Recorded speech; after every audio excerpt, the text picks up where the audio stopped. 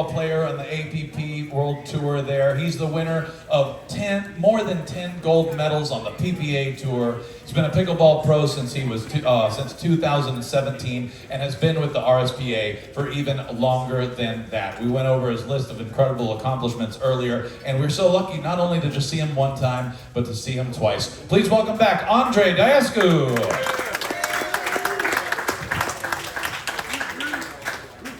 Well, thank you guys for sticking around. So in this next one here, we're going to talk about pickleball drills and some fun games that you guys can incorporate in your lesson plans and work with your students on. I'll break it down into a couple of segments, and for the first one, I'm just going to go over drills that you can do with 2 players.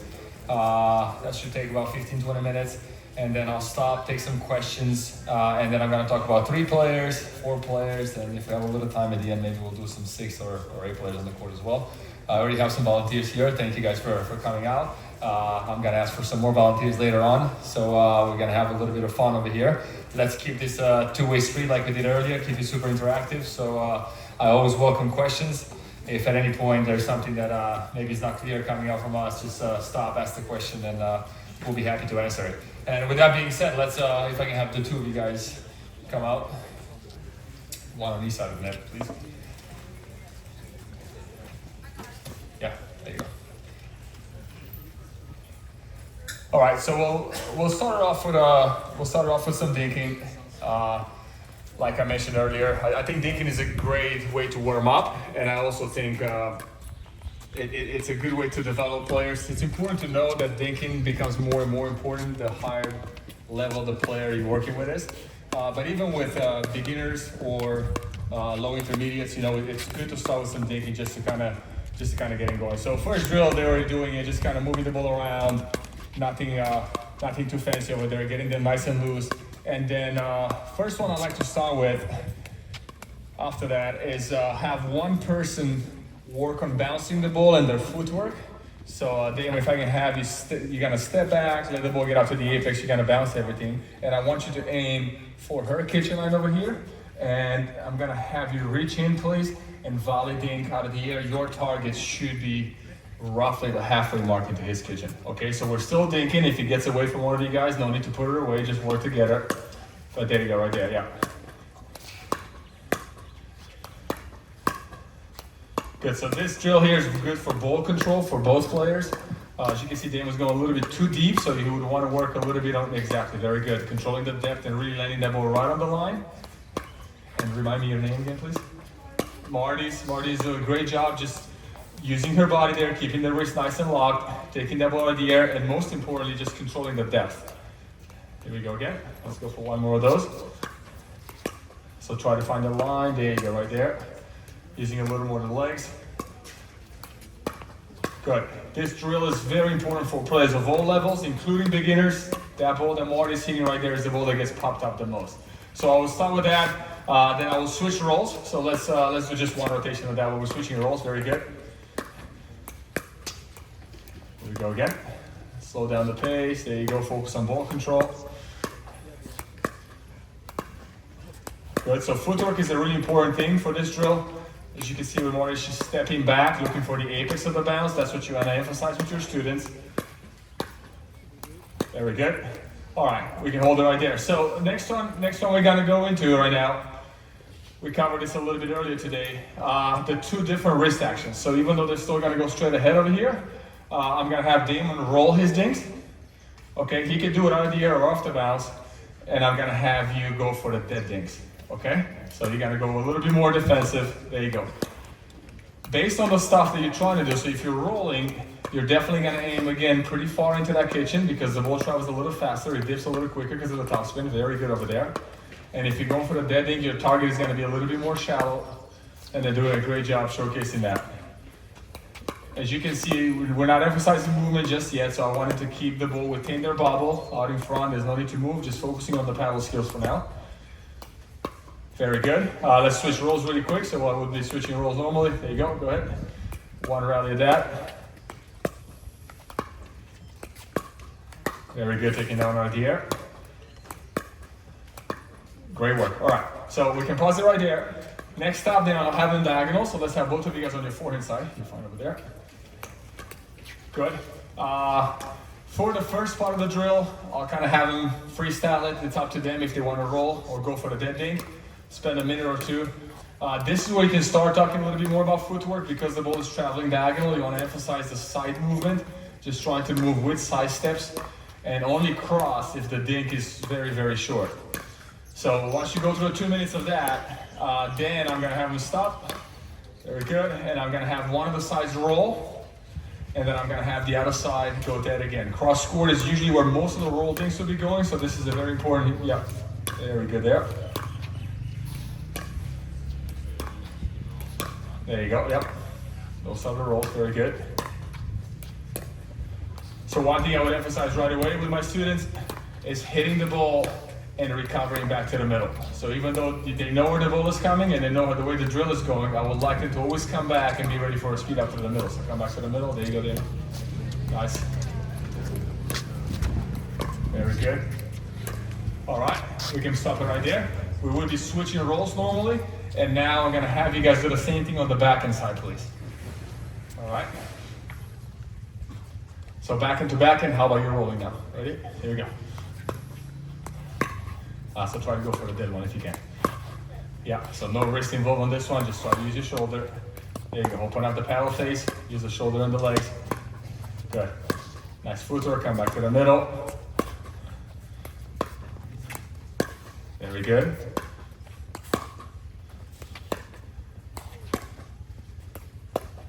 Great job, guys. All right, we can pause it right there.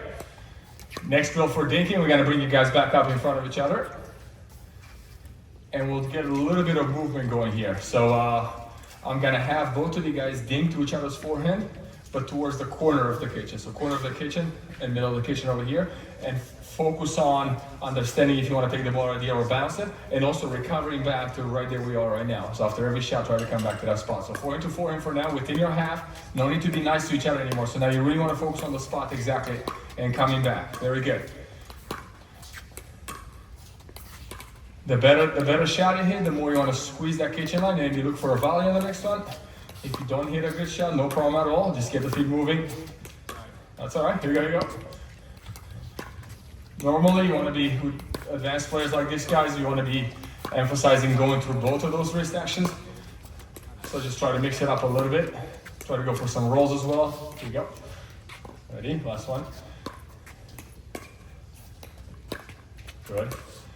Take that right here if you can. Good, there you go. All right, pause it right there, please. And we'll be doing the same thing within your half. Watch out for that ball. And we're gonna go back into back in here. Okay, same thing over here.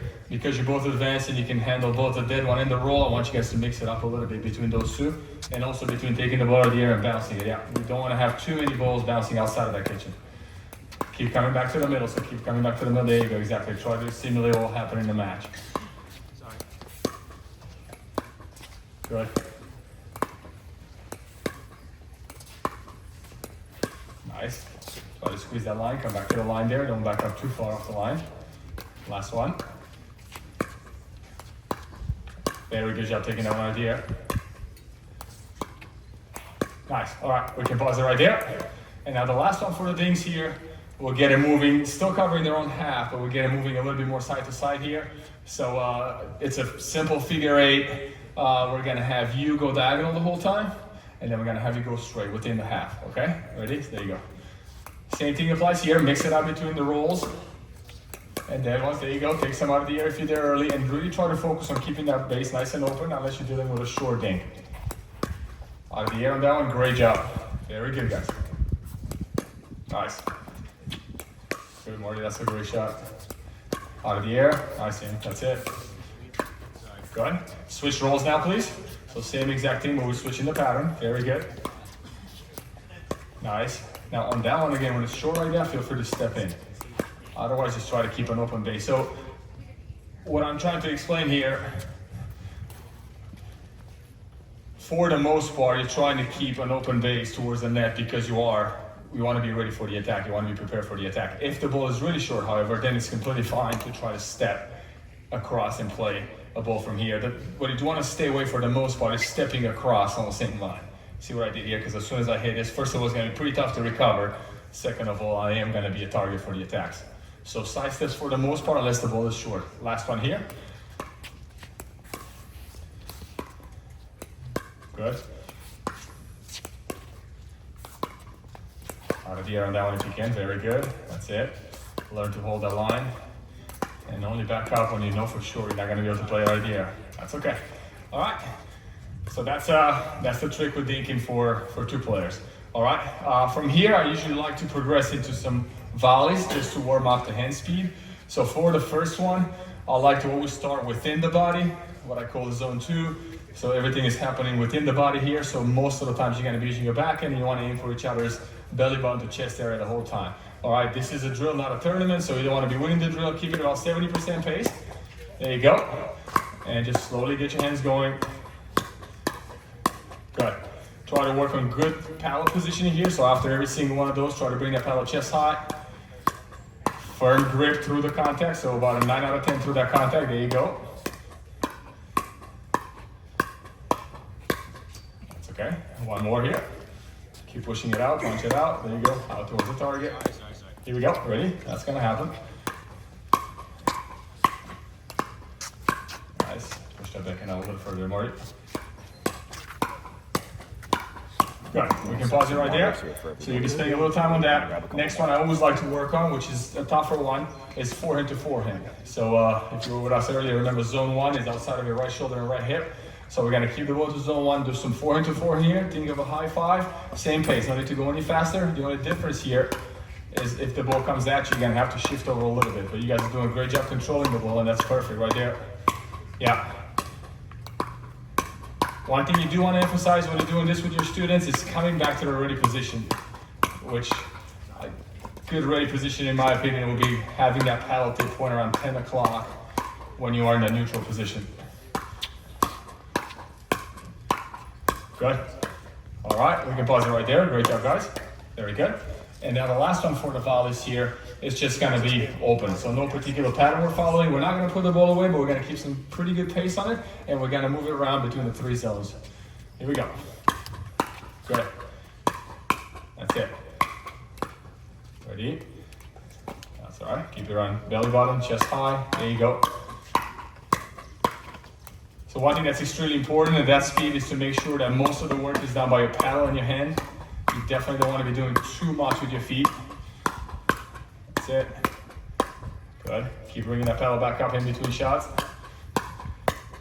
And as you work with more and more advanced players, you want to try to emphasize the fact that you don't want any spin on the shots. So when it gets fast like that, it's all about speed. You want to keep that the hand as firm as possible. And you want to make sure you stay away for sure from the cut. So the tendency for some of the tennis players coming to pickleball is to come and cut their volleys, which is natural in tennis. In pickleball, you just want to make sure that wrist is firm and you're pushing straight out to it. Great job, guys. We can pause it right here. Nice. That'll be a good warm up here at the kitchen line. So with that in mind now, I usually have the person back up. So if you want backing up to the mid-court area here, there you go, there you find right there. And she's going to be working a little bit of some drops and resets. So whether she's playing it off the bounce or out of the air, she's gonna try to keep that ball inside the kitchen.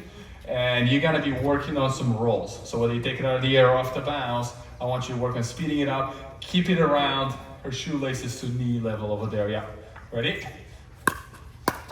Good. There you go. Perfect. Coming. That's all right. It's gonna be a little more difficult now, so it's okay if you miss a few, especially in the warm up. Just try to use your legs. There you go. Use the big muscles in transition. Here we go. Ooh, that's the best shot in the game right there. Nice. Ready?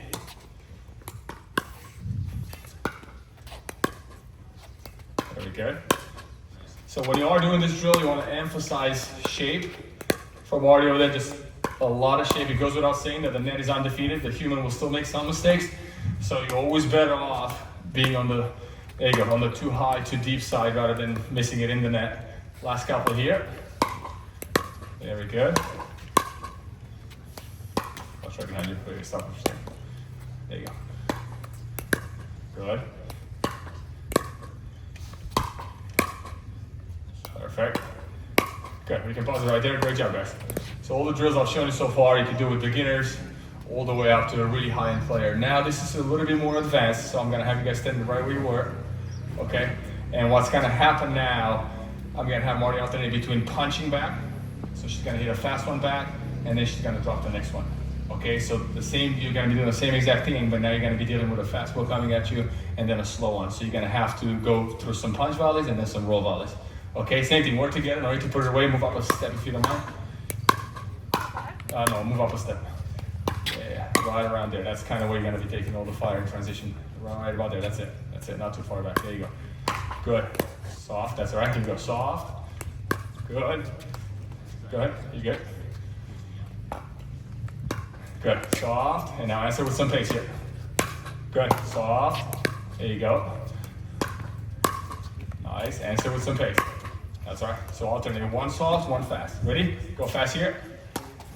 Good, soft, perfect. Fast, great job there, soft. Here you go, ready? Nice. Good. There you go, fast. That's all right. So one thing that's gonna help you here, when you are going for the soft one, you can be pretty static here and kind of let that ball get to you. When you're going for the fast one, you can kind of take a step in and stab at it. Ready? Go fast here. Very good. Soft, nice reaction on that one, by the way. Good, soft, there you go. Work your body into it now. Perfect. That's all right, that's pretty good. So I'll be going through that, and then I will move her all the way back to the baseline. Stay where we are. And the first thing I always like to start from the baseline is the drive, because the drive is the easier shot. Okay, depending on their conditioning and their shape, what kind of shape they're in, you gotta be careful with the drive because it's the most physical one as well. These guys can handle it, so we'll go for about maybe a minute, just working on exactly drives to punch volley. So what do I emphasize here is keeping the ball low on the drive if possible, ready? Which she's doing a great job of. And a lot of footwork. So this side here for Marty, she's going to be moving quite a bit, trying to find the right position. Damon, on the other hand, should be using his paddle and his hand for the most part. He's not going to be moving too much. All right, that's plenty. Good, thank you. Nice. So from there, we'll progress into dropping. All right, so now you're going to go back into rolling here. Keep her back. Good. That's a very nice drop, yeah, indeed. Here we go. Same thing here. Be wrong on the deep side here. Good. Especially when you're all the way back like she is right now, it's okay if you leave a couple of drops high because you can defend. You're working with a wiffle ball. By the time it gets back there to you, you're gonna have a little bit of time to defend. So always better to just go a little too high maybe than miss it in the net. She's doing a great job with that. And one thing she's doing very well as well, which you can emphasize with advanced players, she's mixing it up between roll drops and dead drops. If you're working with players of a little bit lower level, you probably want to just stay with the dead drops or wherever they're comfortable, but they're doing a great job with that. So now, that was very good.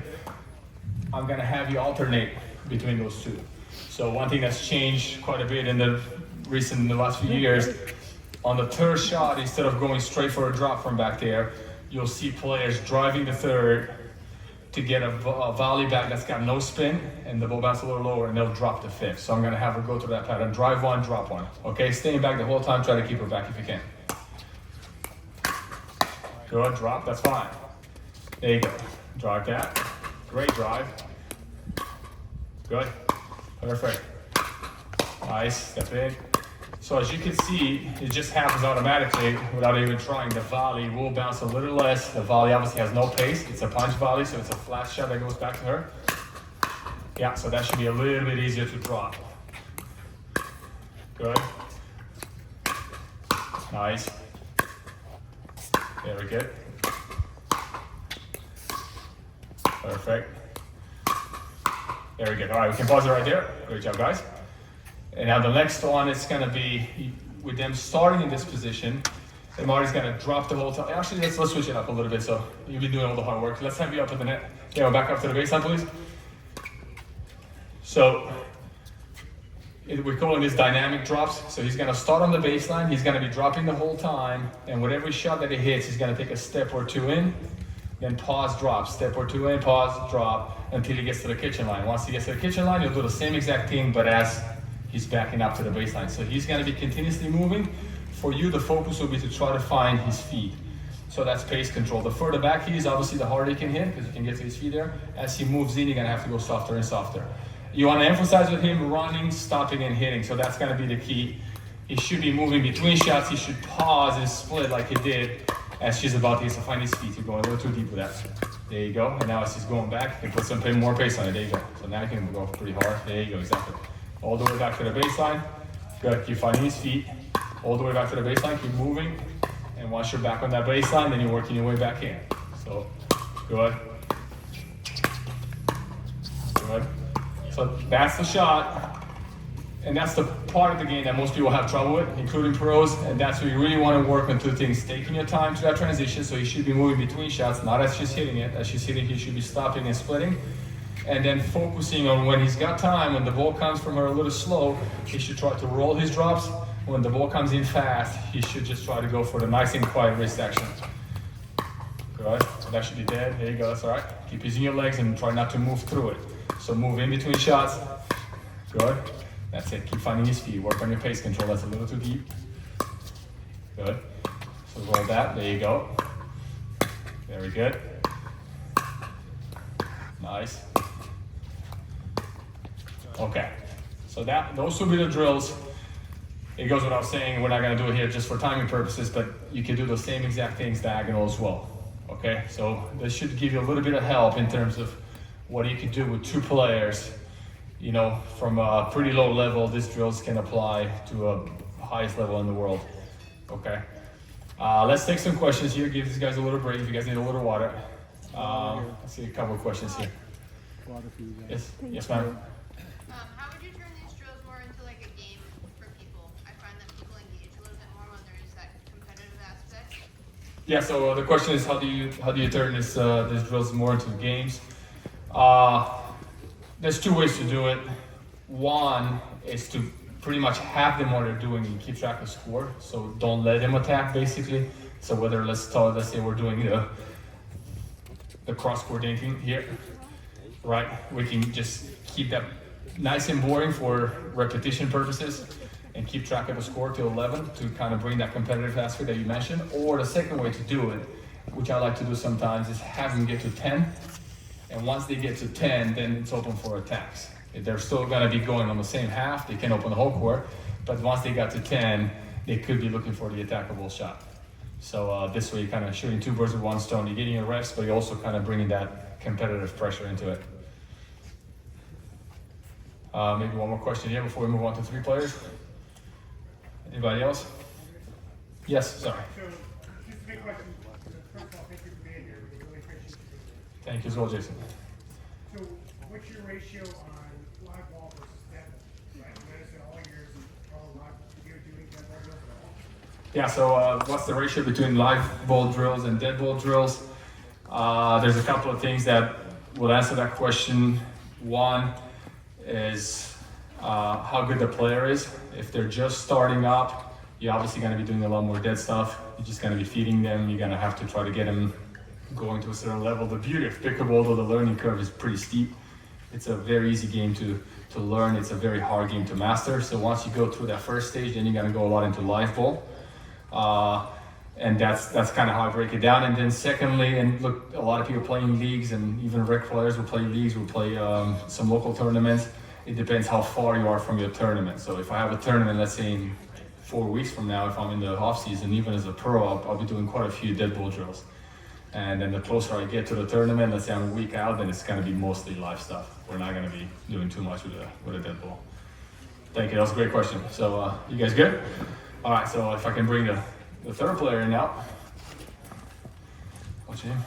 Dan. I'm Andre. Thanks for joining us. So now with three players, we're going to start here at the kitchen line. Okay, we can do it that way. You're fine over there, Dan. No, you're fine over there. So what we're going to work on now is dinking to get an attackable shot. So we're going to work a little bit on shot selection for her. We're going to work on defending for this guys. So the way the drill is going to go, or they can hit anywhere she like as a dink on the whole court. You guys going to have to play everything back to her half. As soon as you feel like you got an attackable shot, then whether it's out of the air, off the bounce, attack anywhere you like. And we're going to play the point now with you guys covering full court, and you're going to cover half. Okay? Ready? So let's play a couple of those for fun. That's it. Work the dinks around to get that ball that you want to attack. There you go. That's a nice one. Stay aggressive with those dinks to get the shot that you want. Good. That's it, he cannot attack, so he's doing a great job. He cannot attack until she pulls the trigger. After that, it's a fair game for everybody. That's a great attack. Very, very good, very sneaky. Here we go, ready? And that's the key when you're attacking, especially off the bounce of the net, is making sure you disguise it pretty well. Good, bring it. Nice job there, good.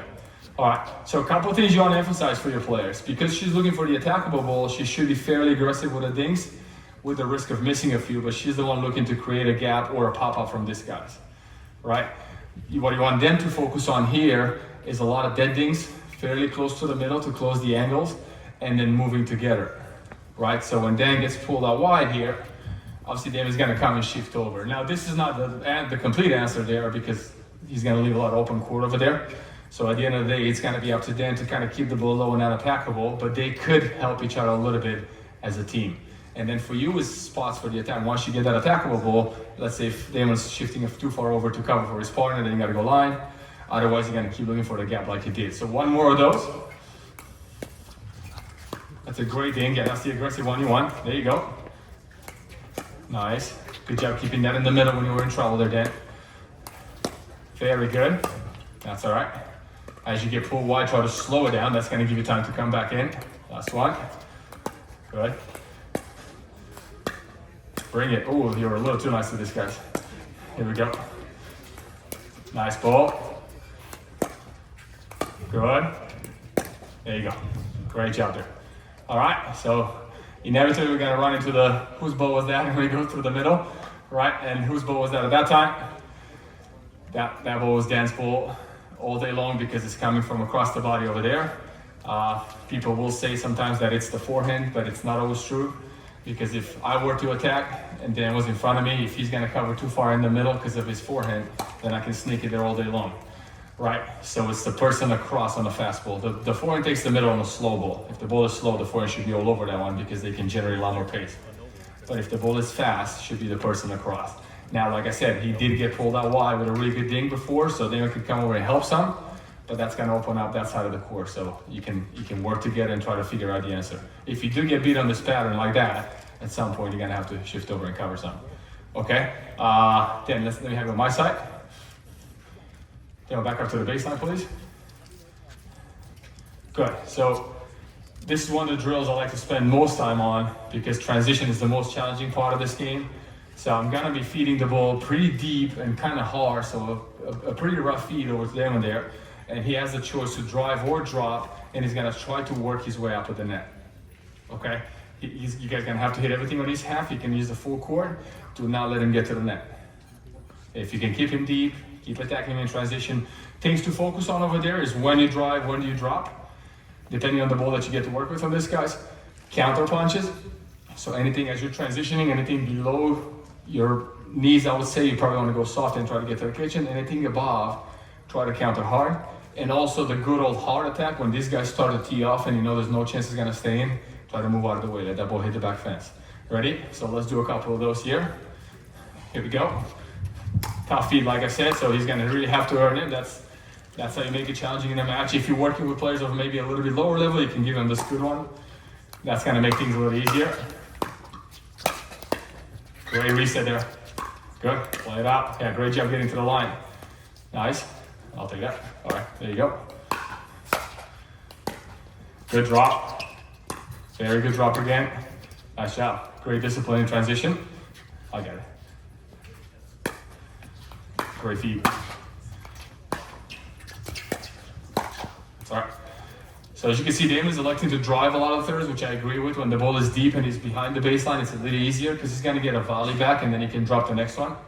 Yeah, one thing that you guys could do a little bit more on, just because he's dropping so well, take a step back when he's dropping and try to attack him when he's in transition. Once he gets to the line, it's a little harder to do that, but in transition, he's going to be vulnerable. Great, and put it away. Good, nice job absorbing it. There you go. Great job. Last couple here, ready? Tough feed. Let's see what you got for this one. Here we go again, ready? There you go, great job driving it. Drop down, very nice. Okay. So one thing that happens pretty often, and with somebody who's as fast as he is, you should definitely mention it. If it's somebody who doesn't move as well, then you can kind of let it slide. But if the drop is not ideal, at a worst case scenario, bare minimum, he should be stopping. He should not advance on it. If the drop is bad and he's as good of an athlete as he is, he should be backing up actually. So ideally that transition will be a one-way street, but it's not always ideal, especially if it's windy or this guy just hit a lot of spin and he gets away from you.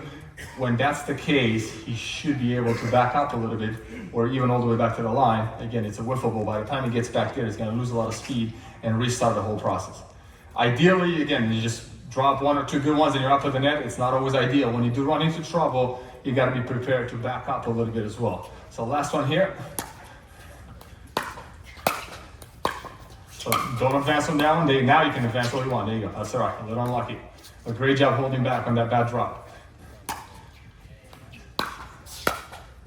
Good, advance for sure. Good job there. Very good. Nice, have a little fun with it. There you go. Good cover.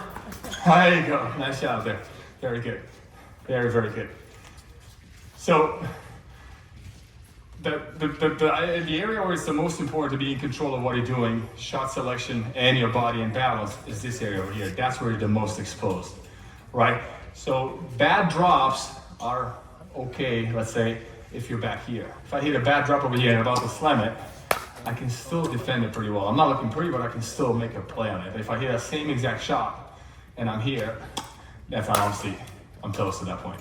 Okay, so really try to get it, and this is from beginners to top pros in the world, try to get that into your student's mind, that when you are back here, you don't have to be perfect with your drop.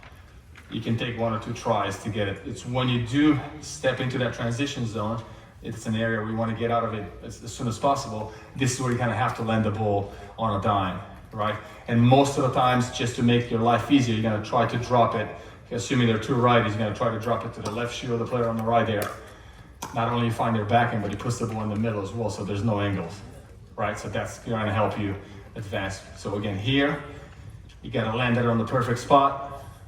Back here, the worst case scenario, if you hit a bad drop, just don't advance, but you're still in the rally. Especially if you're as fast as he is, you can lob the next one, I mean, you can stay in the rally. Just keep yourself nice and safe.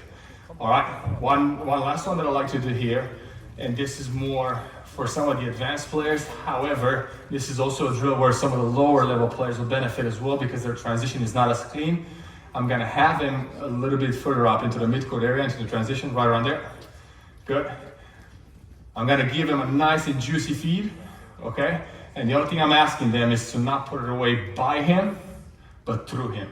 So I don't want you being nice to him, I want you to really go after him, okay? As soon as I feed it, you're fine if you wanna take a step back, but what we're trying to simulate here, you just hit a bad drop in transition, which is gonna happen. Yeah, we would love to be perfect, but we're not. So when that happens, you gotta have to have the ability to scramble a little bit. Okay, ready? Good, there you go, advance now. Go, get out there, there you go, that's it. Yeah, so as you can hear in my voice, there's a lot of urgency. Once you hit a good shot in here, this is not an area you're gonna spend too much time. This is where you're gonna be the most exposed. So as soon as you did a great job absorbing that first one, as soon as he does that, he should be moving in. Until he does that, he should hold or maybe back up. All right, ready? Bring some fire through him, not by him, but don't take it easy on him. There you go, good. Play it. Ooh, let one go, nice job. Very good, ready? Couple more of those, step up, bring it in.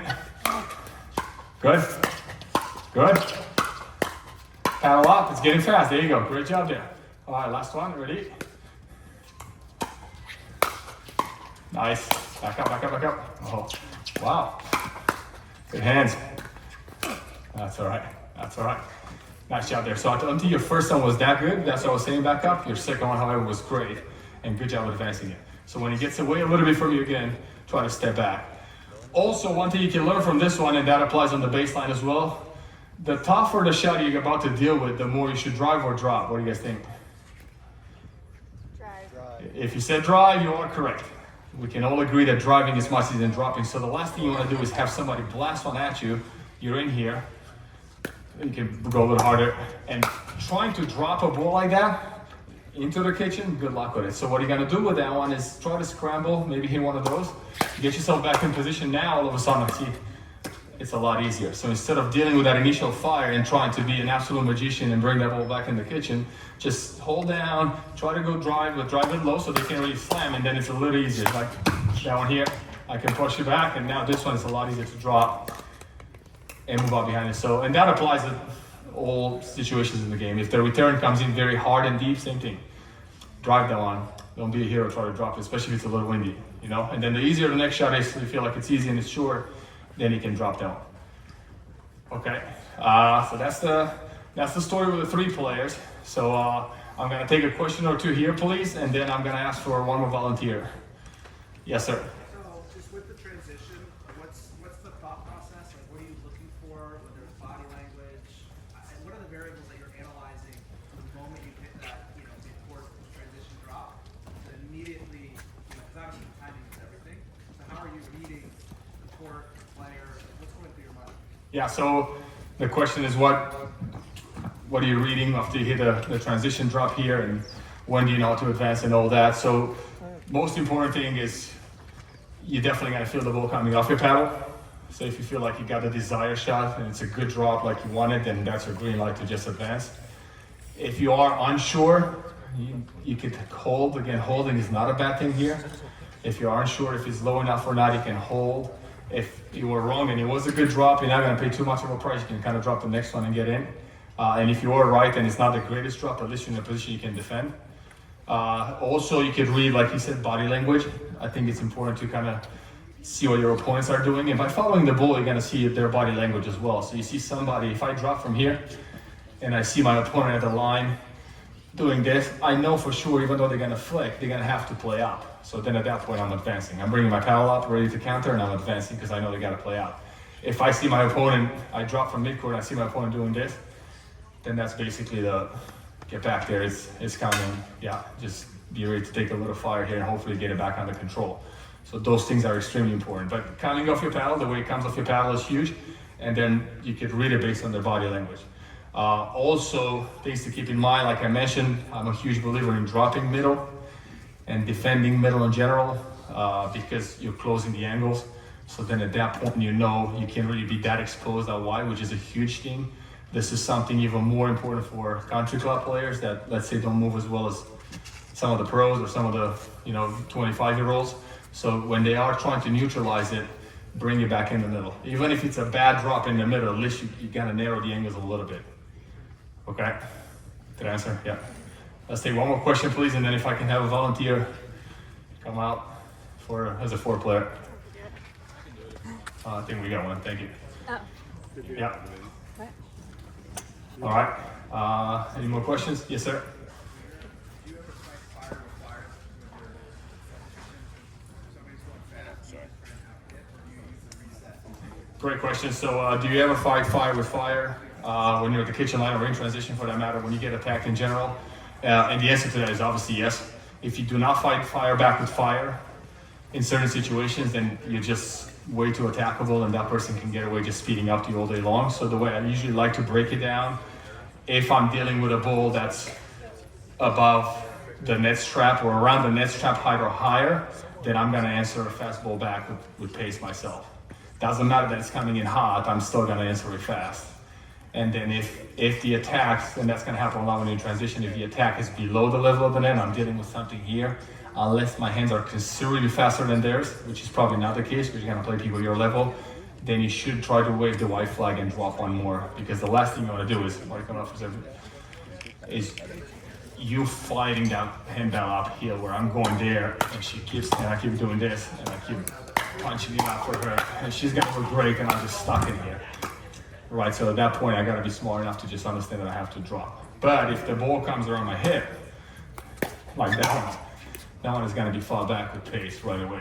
If I don't hit that one back fast, at that high, then again, I'm just gonna get attacked all day long. So when do you reset? Depends on the height of the ball, sometimes how fast their hands are, but most of the times it's the height of the ball. If it's below the net and I have to play uphill on it, then I'll probably drop one more and get in. If it's above the net, even though it's fast, I should be answering that back with some pace. Okay, so now with the 4 players, if I can have you guys jump in to any side of the net, please.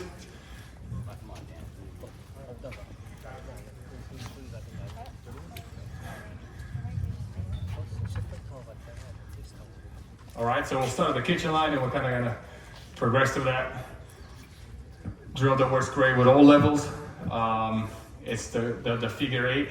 So with 4 players, what I like to do is go twice through it, so 8 shots total, and then open up the court for the point. So I'm gonna have the gentlemen go across court with their dings. I'm gonna have the ladies go straight with their dings. I will be doing the counting as a pro. Once you hear me say open, that means you hit your 8 shot and then everything goes. All right, for the lower level, just focus on movement and ball control. With higher level players like this guys, you can also emphasize a little bit more in terms of rolling and kind of reaching into that kitchen line. Ready? So, good. There we go, nice and easy to start. It's dinking for sure. No matter how juicy that ball looks, you're gonna dink it. Open play. That's it. Ooh. And that is why you don't really attack diagonal. So even though Dan missed that one, you can see he had a pretty high forehand over there that he's not gonna miss too often. So for the most part, you wanna keep your attacks line. Good coverage, and always got a little unlucky with the timing. Good. Or there you go, emphasize movement. Good consistency here. Oh, we're not open just yet, guys, so stay in the pattern. That's all right, that's gonna happen. Good. Stay in the pattern, stay in the pattern. All right, 5, 6, that's all right. So let's pick it back up at 6. Ready? 6, 7, 8. Going again, that's all right. Good, 7, 8. Open play now, everything goes. Good, stay aggressive with the dings. That's a great speed up. There you go. You see the paddle down, you gotta take it. Okay, so that's the first one. You can kind of start with 4 players and get it going. Second one I like to do, and again, kind of works with all the levels, is have these guys volley, so 1 ball for the whole court. All right, you guys gotta try to keep around chest to belly button high. All right, so pretty high up here. And what I wanted to try to focus on is a good ready position. So paddle should be around chest high, tip of the paddle pointed towards 10 o'clock, and have them track the ball with their shoulders and hips. So ball is diagonal from me, I'm here. Ball is in front of me, I'm there. That also makes sure that the paddle is following it. Okay, 1 ball for the 4 of you, no particular pattern, just go for it. Good, keep it high enough, so there you go. Push out to it, that's it. Good. There we go, coming, ready? Nice, that's it. So make sure you stay all 4 players, stay tight to the middle. When he gets fast like that, you should definitely squeeze that middle. Ready? Good. That's it, no wrist. That should probably be back in. Lock that wrist, firm up your grip. There you go, let your paddle work and trust their reaction. Ready?